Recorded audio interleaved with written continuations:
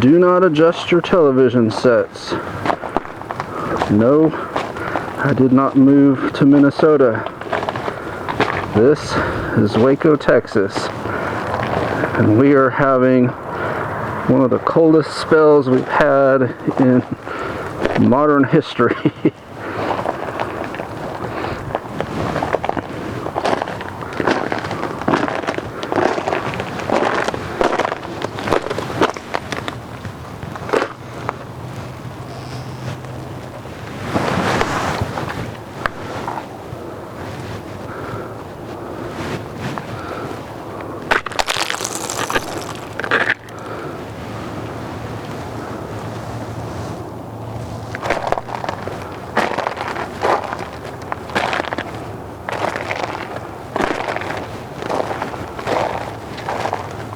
This is the warmest day that we're supposed to have for at least the next several. We're supposed to have snow 2 or 3 days, including a 7-inch snowfall, which would probably break a lot of records for our area. And it's supposed to be as low as -3 on Tuesday.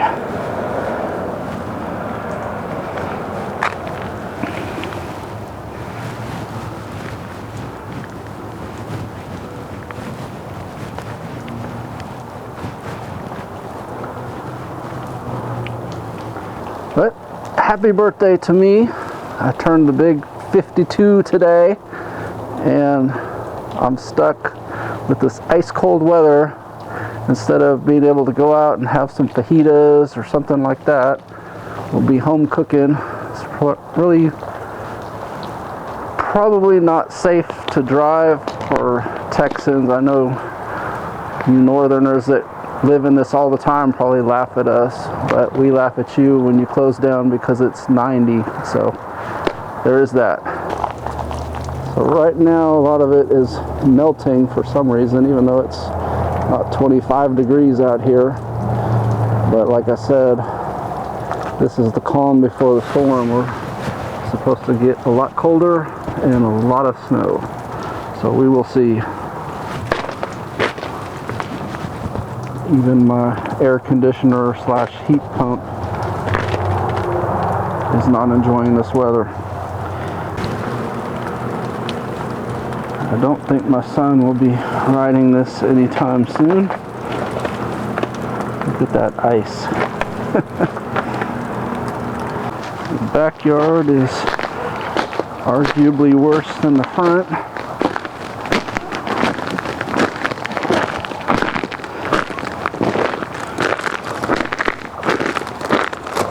I'm out here today in all this frozen iciness because I'm having an intermittent issue with my trunk.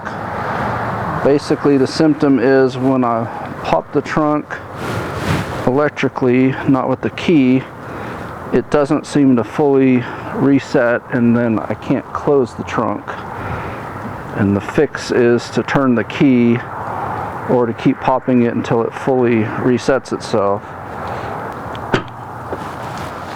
Get this ice broken.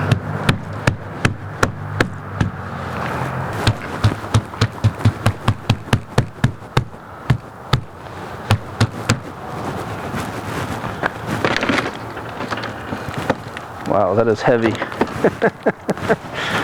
Oh, look at that. Yeah, that's so heavy it doesn't want to stay open. It just drops down.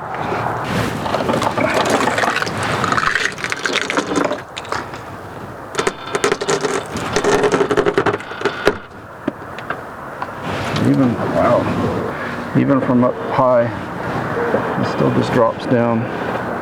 The other symptom I'm getting is a false trunk ajar light on the dash, even though the trunk is closed.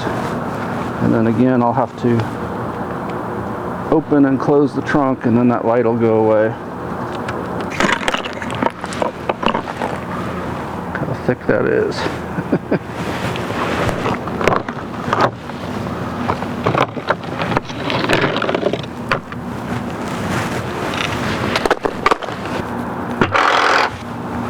Anyway, the easiest fix is probably just to go ahead and replace this part, so that's what I'm going to do. Pop the trunk again. You hear that noise? So that's what it does when it won't close.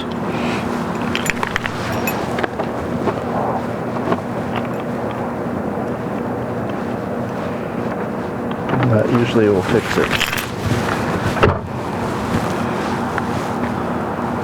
So it's an annoying problem, but that's the temporary fix until you can get around to actually fixing your trunk. See if I can even open the door.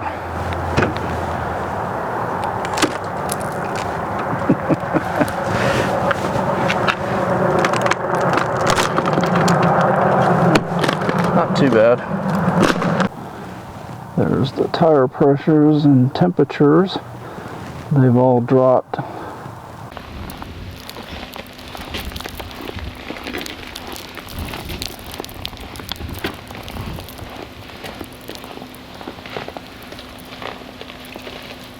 I have no idea what the temperature in the house is, but I would say it's in the 50s or 40s.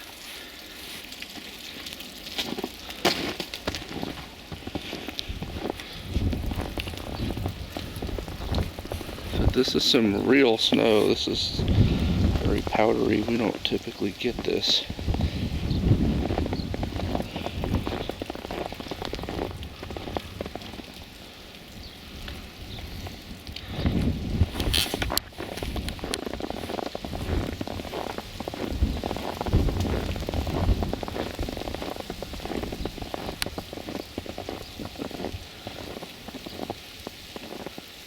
See the front walkway, the bushes have fallen over, blocking it.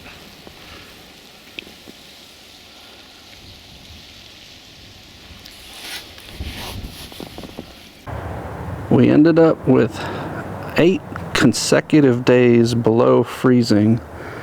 Has to be a Texas record. This is the first day where it's gotten above freezing temperature, so we're getting some thaw here. Now I cleared off the driveway, so that's why it looks a lot more clear, but otherwise it probably looks something like this. So we're gonna see how good the Crown Vic battery held up in all this cold. You know, I'm always bragging on how good of batteries and charging systems these have, and it's basically sat here. Only thing we did come out here one day. It was so cold, we got in the car and just ran it and watched a movie on there while we thawed out.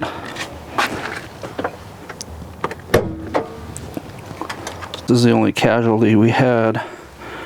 This is the shower mixing valve for my dog wash. If you've seen other videos, I've mentioned it before, but that basically broke out of there. Water was spewing out of here, full blast, flooded the garage. And of course, anytime you have something like this going on, you can't get a plumber to save your life. So I was praying that I had at least something to stop the leak, short of, you know, just leaving the water off. And luckily for me, I had 3 of these ends, 2 hose bibs, and then under there is a plastic sprinkler riser with a plastic end cap on it. And so I was able to turn our water back on. And you know, another thing you could do in a case like this, if you were actually needing water to be flowing through there, is you could put like a car radiator hose over it and clamp it down. It'd probably be a decent temporary fix. I'm lucky that I don't need water flowing through here. This is for the dog wash, so these can be closed off just fine, and I can still turn on the garden hose here, which obviously I don't need the hose today, but if I did. But this way I was able to turn the water back on so the rest of the house has water. We can take showers and so forth, which it's amazing when you have no heat and no showers, how dehumanizing that is.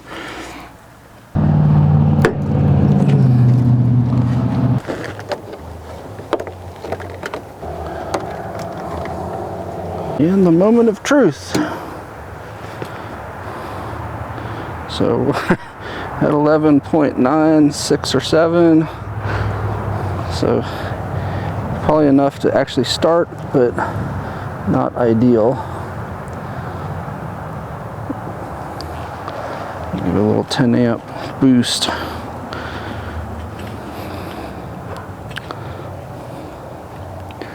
I guarantee you my Dodge Charger or my Chevy Avalanche would have been completely dead. So that's really not bad for sitting for basically 9 days, except for running for about an hour, probably on day 2, I think it was. This stuff is the worst though. I mean, it's literally like an ice skating rink, and at one point that was basically this whole area here. You see where I've kind of chopped it up, tried to make a safe walkway, because if I fall down on this, I'm probably dead. But you can see how thick it is.